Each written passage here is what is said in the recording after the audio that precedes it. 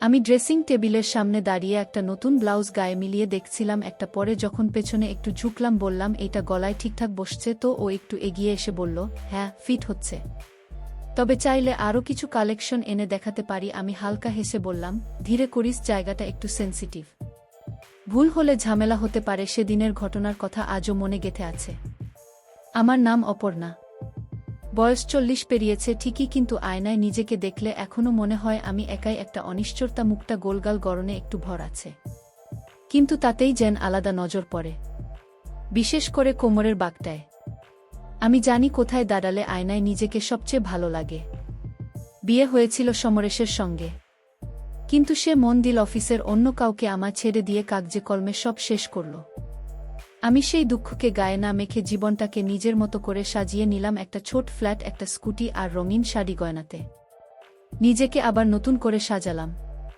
অনেকদিন পর আমার বোনের ছেলে অর্জুনকে বাসায় ডেকে আনলাম বয়স 23 গরনের শক্ত পড়াশোনার ফাঁকে একটু বিশ্রাম দরকার ছিল আমি বললাম এই দিকেই একটু থাক আমিও একটু সঙ্গ পাব অর্জুন যেদিন এল সেদিন যেন আমার বাসার বাতাসেই কিছু বদলে গেল আমি তখন নিচে দাঁড়িয়ে স্কুটি পরিষ্কার করছিলাম পাতলা জামদানি পরা রোদের গায়ে কাপড়টা শরীরে বসেছিল হাওয়ার ছায় আঁচল উঠছিল তখন জানতাম না যে অর্জুন এসে দাঁড়িয়ে আছে পিছনে মুখে কোনো কথা না থাকলেও তার চোখে আমি বুঝে গেলাম এই চুপ করে থাকা সহজ কথা নয় তারপর থেকে আমি একটু সচেতন হলাম মানে এমনভাবে চলাফেরা করা যাতে উপস্থিতি বুঝিয়ে দেওয়া যায় কিন্তু কিছু বলা না হয় রান্নাঘরে থাকলেও আঁচলটা আলগা থাকে আয়নায় দাঁড়ালে নিজেকে দেখিয়ে নেওয়া হয় এমনভাবে যেন কেউ ভুলেও চোখ সরাতে না পারে অর্জুনও চোখের ভাষায় অনেক কিছু বলে ফেলে তার চাহনি মাঝে মাঝে এমন হয় যেন কিছু না বলেই সব বলে দেওয়া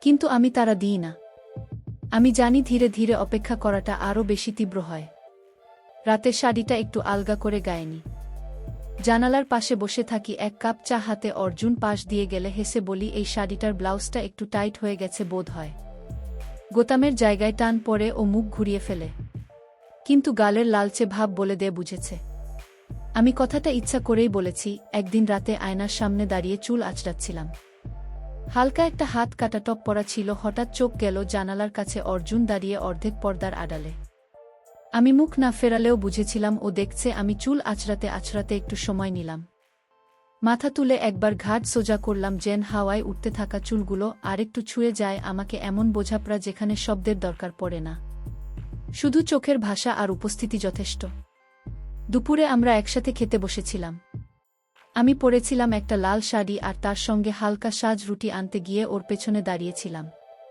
হঠাৎ ও ঘুরে তাকাল আমি থেমে হেসে বললাম বেশি গরম লাগছে না তো ও কিছু বলল না কিন্তু নিঃশ্বাসটা যেন একটু গাঢ় হয়ে উঠেছিল একবার থালা বাড়াতে গিয়ে হাতটা ছুঁয়ে গিয়েছিল ওর কাঁধে 3 সেকেন্ডের স্পর্শ কিন্তু মনে হলো যেন সময় আটকে গেছে সেখানে আমি বোঝা গেছি আমাদের মাঝের দূরত্ব আর আগের মতো নেই খাওয়ার সময় আমার হাত থেকে চামচ পড়ে গেল আমি নিচু হয়ে তুলতে যেতেই এক মুহূর্ত থেমেছিলাম একটা নিঃশব্দ ইঙ্গিত যেন বাতাসে ভেসে বেড়াচ্ছিল খাওয়া শেষে বললাম ফ্রিজের বোতলগুলো একটু দেখ কিভাবে রেখেছি দরকার ছিল না তবুও বললাম কারণ আমি জানতাম আমি ফ্রিজ খুলে নিচু হলে ও দাঁড়িয়ে থাকবে ঠিক আমার পেছনে রাতের দিকে আমি বারান্দায় চা খাচ্ছিলাম ও ঘরের ভিতরে জানালার ধারে বসেছিল আমাদের চোখ আবার একবার মিল সেই পুরনো অভ্যস্ত নীরবতায় আমি এক চুমুক দিয়ে ঠোঁট মোছার ভঙ্গি করলাম যেন কিছু না বলেও অনেক কিছু বলা হয় অর্জুন বাজারে গেছে সকালে আমি জানালার পাশে বসে বাইরে তাকিয়েছিলাম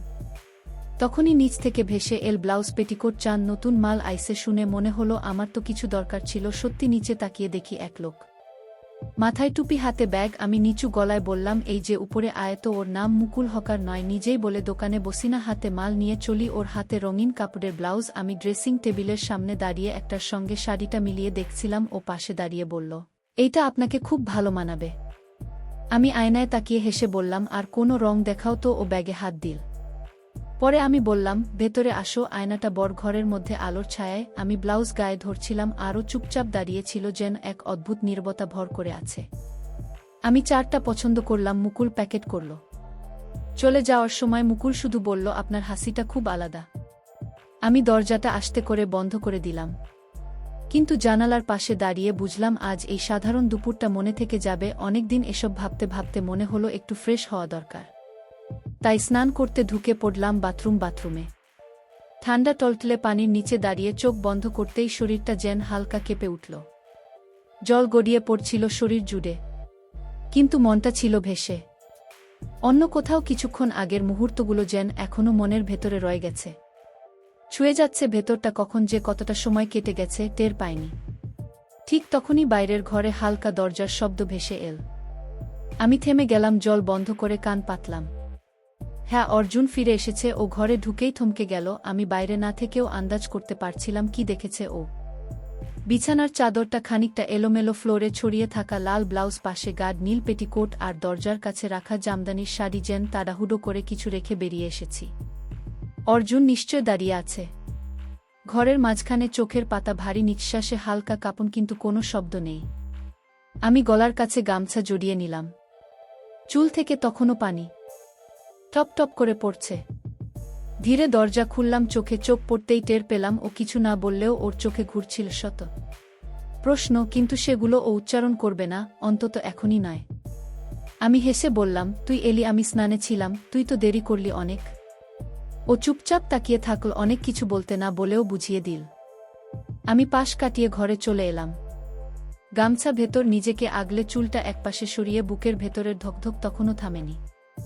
অর্জুন জানালার পাশে গিয়ে দাঁড়াল, মুখ ঘুরিয়ে নিল। আমি চুপ। ঘরের ভেতর একটা নীরব উত্তেজনা ছড়িয়ে গেল।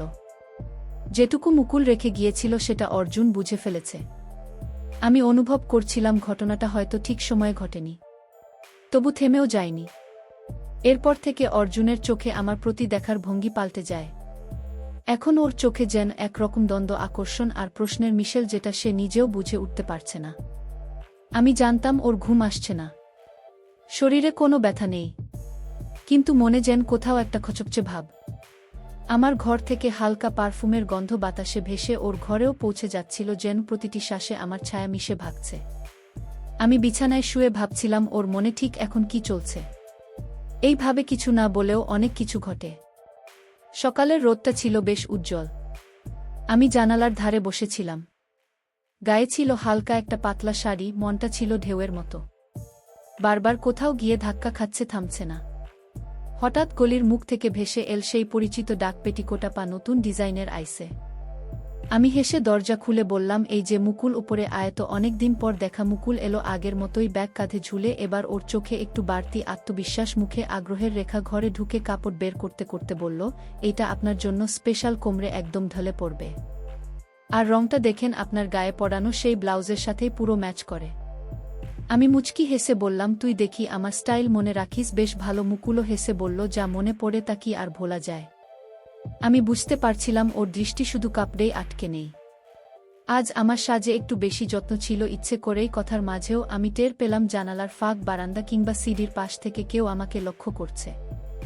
আমি জানতাম অর্জুন দেখছে। আমি ইচ্ছে করেই একটু বেশিক্ষণ সময় নিলাম।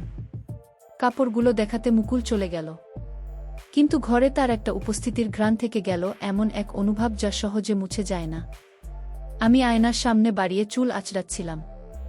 ঠিক তখনই পেছন থেকে অর্জুন বলল, আজ তোমার হাসিটা একটু বেশি ছিল খালামণি।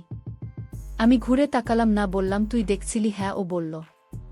আমি ধীরে ঘুরে তাকালাম, চোখে চোখ পড়ল, কোনো শব্দ নয়, শুধু দুজনের ভেতর দাঁড়িয়ে ছিল সেই সমস্ত দিনের না বলা গল্প। আমি এক পা এগিয়ে গেলাম ওর দিকে, মুখে হালকা হাসি, চোখে চুপ করে থাকা সব উত্তর। অর্জুন বলল, তুমি কি সব জানো? আমি ঠোঁটে একটুখানি বাঁকা হাসি টেনে বললাম, সব তো বলা হয় না, কিছু জিনিস শুধু চোখে থেকেই যায়। ওর চোখ কাঁপছিল, ঠোঁট নড়ছিল, কিন্তু শব্দ বেরোচ্ছিল না। আমি আরেক পা এগিয়ে এলাম ওর কাছাকাছি, নিচু গলায় বললাম, তুই কি কিছু বলতে চা অর্জুন? উত্তর তুমি চাও তো বলি। আমি হেসে বললাম, না, খোলাসা করে না, অস্বীকার করে। সব কথা মুখে বলতে হয় না, কিছু অনুভব বোঝাতে হয় ছুঁয়ে। তারপর ধীরে পেছন ঘুরে চলে গেল। আমি জানালার ধারে দাঁড়িয়ে দেখলাম অর্জুনের ছায়া করিডোরের কোণে মিলিয়ে গেল, আর তার পেছনে আমি রেখে দিলাম আমার একাকিত্ব, আমার নিঃশব্দ চাওয়া, আমার না বলা অভিমান। সবকিছু হয়তো বলা হয়নি, কিন্তু যেগুলো রয়ে গেছে সেগুলো কি কোনোদিন মুখে বলা যায়? আমি অপর্ণা, আমার গল্পটা ঠিক যেখানে শেষ হয় সেখান থেকেই শুরু হয় তোমাদের কল্পনা।